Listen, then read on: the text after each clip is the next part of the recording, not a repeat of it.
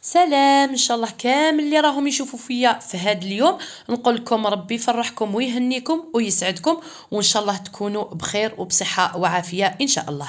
اليوم جبت لكم شوفوا غاناج بذوق الكراميل ولا اروع، يجي يلمع ويجي كذلك بزاف بنين، والقوام تاعو كما راكي تشوفي يعني حاكم روحو.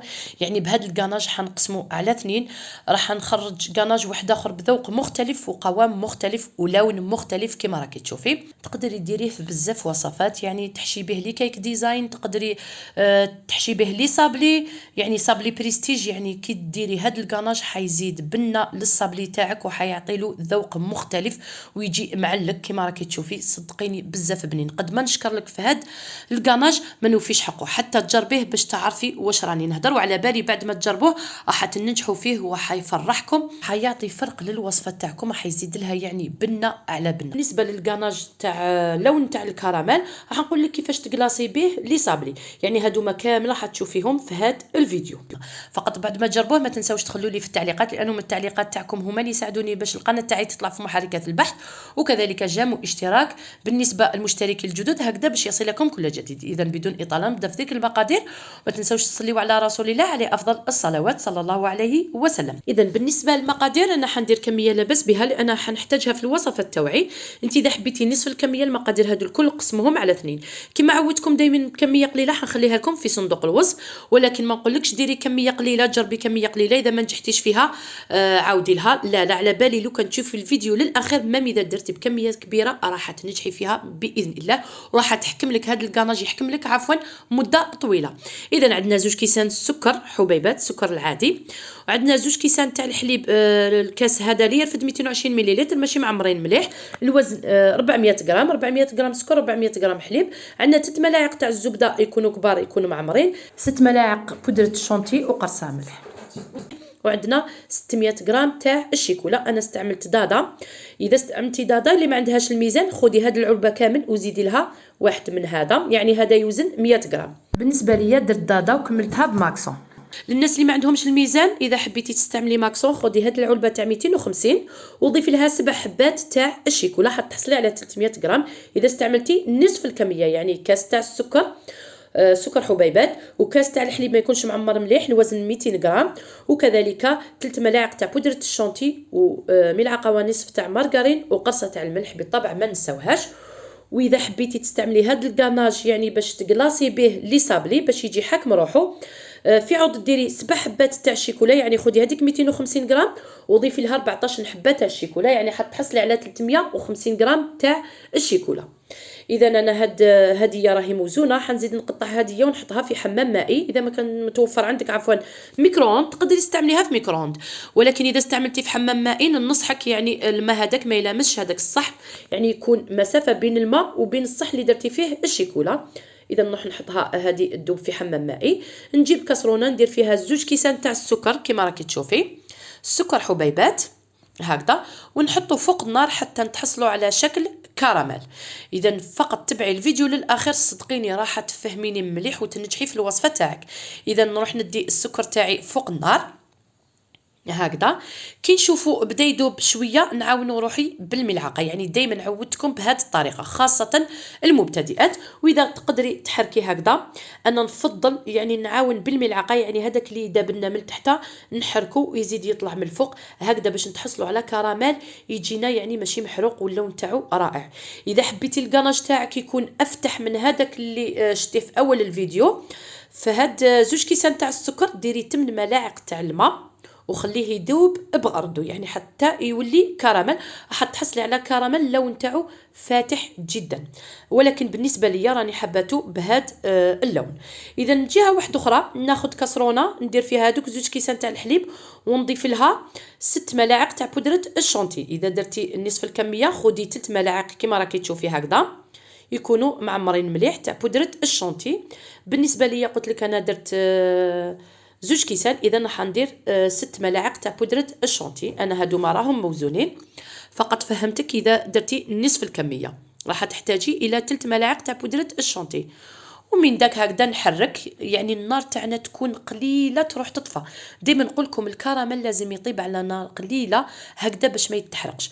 قلت لك اذا حبيتي تحصلي على كراميل اللون تاعو فاتح جدا، في 2 كيسان تاع السكر ديري 8 ملاعق تاع الماء وخليه يذوب بلا ما تحركيه حتى تحصلي على كراميل اللون تاعو بزاف فاتح. اذا نخلط هكذا باستمرار، وكما شتيني خلط هذاك بودره الشونتي مع الحليب، وكي قريب يذوب الكراميل تاعنا الحليب تاعنا فوق النار باش يسخن، يعني غير يروح يغلي نطفيلو ونضيفو للكراميل، يعني باش يجينا سوا ماشي حتى نخليوش الحليب تاعنا حتى يفيض، لازم غير يروح يغلي نحيه ونضيفوه للكراميل. اذا نواصل نخلط هكذا حتى يذوبوا كامل هذوك الحبيبات تاع السكر اللي قعدوا، ونخلط هكذا دون توقف وعلى نار تكون قليله. فقط حبيت نقول لك بالنسبه لهذا الكراميل يحكم مده طويله. حبيت نقول لك ملاحظه بالنسبه للحليب ولا لا كريم فريش اذا دخلت فيه الشيكولا والكراميل ما حش يفسد، يعني حيحكم مده طويله. بالنسبه هذا الكاناج حيحكم لك تقريبا 6 اشهر، وما تخافيش اذا حبيتي يزيد اكثر من 6 اشهر خدي ملعقه تاع الجلوكوز ضيفيها في هذه المرحله، وراح تحصلي يعني ملعقه جلوكوز تعتبر كحافظ، يعني ما حش يفسد ويحكم مده طويله. اذا هاوليك اللون اللي راني حباته. اذا بعد ما يذوب تماما نحيه من النار. هاد الخطوه دائما نقولها لكم خاصه المبتدئات. الكراميل تاعك كي يذوب نحيه من النار ونضيفوا السوائل خارج النار. دائما نقول لكم يعني شوفوا اي وصفه فيها الكراميل ديروا هاد الخطوه، صدقيني راح تحصلي على كراميل بزاف رائع وماشي محروق، خاصه وحده تكون مبتدئه يعني تكون يدها شويه ثقيله ماشي مزروبه هكذا في الخدمه. لهذا ديري هاد الخطوه وراح تنجحي في الكراميل تاعك. في هذه المرحله راهو قريب يذوب ما قعدلوش بزاف، راح نضيف لها قرصه تاع الملح. دائما نقول لكم القرصه تاع الملح تعدل الذوق، وكي ديريها في الكراميل صدقيني حتحصلي على كراميل بزاف بنين هكذا. يعني القرصه تاع الملح لازم تكون حاضره في الحلويات تاعي. وكاين وصفات اللي نديروا لها ملعقه صغيره مثل قلب اللوز ولا المقروط، هاد الانواع تاع الحلويات كذلك لازم لهم كميه لبس بها تاع الملح، ماشي بزاف ولكن ماشي قرصه. اذا بعد ما يذوب تماما كما راكي تشوفي خلاص ودبنا، غير يروح يغلي لك، يعني قيس دقيقه خليه يغلي دقيقه واحده، بعد الغليان خليه يغلي دقيقه واحده كما راكي تشوفي، واطفي عليه يعني نحيه من النار كما راكي تشوفي. راح نضيفوا الشيكولا. بالنسبه للشيكولا يعني ما تذوبيهاش مليح، انا خليت فيها شويه حبيبات هكذا راح تذوب مع هذيك السخانه تاع الشيكولا. اذا بعد ما ضفتها للكراميل تاعنا نخلط هكذا حتى يذوب تماما، نعاود نردها فوق النار تقريبا 2 دقائق فقط ونخلط حتى تذوب تماما.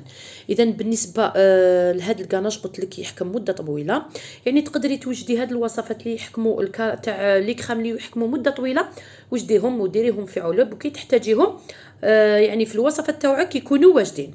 قلت لك الا حبيتي تحصلي على لون افتح من هذا، قلت لك في هذاك السكر ديري 2 كيسان تاع السكر، نزيد نعاود لك و8 ملاعق تاع الماء وخليه يذوب وحده، يعني بلا ما تحركي حتى تحصلي على كراميل يكون يعني اللون تاعو فاتح. بعد ما مرت عليه 2 دقائق نحيته من النار وضفت له 3 ملاعق كبار تاع الزبده، ما باليش كيفاش تحذف لي المقطع، ورحيته جيدا بالبغا ميكسور حتى تخلط مليح المقادير هذوك وتحصلت على يعني قوام يكون يعني ليس ما فيهش حبيبات. انت اذا ما كانش متوفر عندك الباتور البغا ميكسور عفوا، خدي صفايه وجوزيها بعد ما تتخلط مليح هذيك المارغرين وتذوب في هذيك الحراره تاع هذيك الخليط، جوزيها في صفايه تقريبا 3 مرات هكذا باش تحصلي على قوام يجي يلمع وكذلك ما تجيش فيه الحبيبات. اذا نروح نجيب بابي فيلم ونغطي الكاناج تاعنا ونخليه يلبات ليله كامله. اذا نغطيه جيدا يكون اون كونتاكت كما راكي تشوفي، يعني هذاك الكيس يلامس الكريمه تاعنا هكذا باش ما تجيش فيه هذيك القشره من الفوقه وما نحصلوش من بعد على كاناج فيه حبيبات. لهذا لازم نديروا كامل هذه الخطوات ونديروا في المجمد عفوا في الثلاجه ليله كامله. اذا كنتي مزروبه ماشي اقل من 6 سوايع، ولكن انا حنخليه ليله كامله وغدا ان شاء الله نعاود نولي لكم باش نوريكم القوام تاع الكاناج تاعنا. اليوم راني عاودت وليت لكم ووريتكم القوام تاع الكاناج تاعنا، ان شاء الله تكونوا صبحتوا بخير. اذا شوفوا حنحيلوا الكيس، شوفي كي يعني نعمر بالملعقه، شوفي كيفاش يجينا يلمع، شوفي هذيك اللمعه اللي فيه هاوليك، والقوام تاعو بزاف رائع. شوفي القوام تاعو حاكم روحو. قلت لك تقدري تحشي به لي كيك ديزاين ولا تقدري ديريه على شكل كلاصاج من الفوق اللي صابلي، ولا حتى تحشي به لي صابلي بريستيج. اذا حنقسم على زوج الخليط تاعنا كما راكي تشوفي. شوفي هذا كيفاش جانا معلك، شوفي صدقيني عبالك بزاف بزاف بنين، قد ما نشكر لك فيه يعني قليل. اذا وبعد الخليط الاولاني خليته هذاك، والثاني ما حنضيف له ولا شيء، فقط نجيب الباتور تاعنا ونخلط جيدا كما راكي تشوفي حتى يتغير اللون تاعو. يعني هذه الخطوه راح تغير له في اللون وتغير له في القوام كما راكي تشوفي. القوام تاعو يجي سايل شويه على الثاني، والذوق يغير الذوق كذلك تاعو. يعني بالباتور غيرنا الذوق واللون والقوام. صدقيني بعد ما تجربيه وتذوقي هاد الاذواق راح تعرفي باللي مختلفين في القوام والذوق واللون، بالطبع راهو باين، يعني الصوره راهي واضحه. اذا هاد الكاناج راح تحتاجيه في بزاف وصفات، يعني تحشي به لي كيك ديزاين، تقدري ديري طبقه هكذا وطبقه هكذا، راح يعطيك اذواق مختلفه.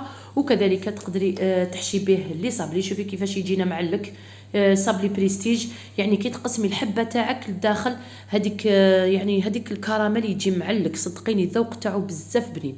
ان شاء الله الوصفه تاع اليوم تعجبكم. اذا عجبتكم الوصفه تاع اليوم ما تنسونيش بالاشتراك وفعل الجرس بالنسبه للمشتركين الجدد، وجام وتعليق شباب هكذا باش القناه تاعي تطلع في محركات البحث. نخليكم في رعايه الله وحفظه في وصفات اخرى مع كوزينتي كوزينه حلاوه. السلام.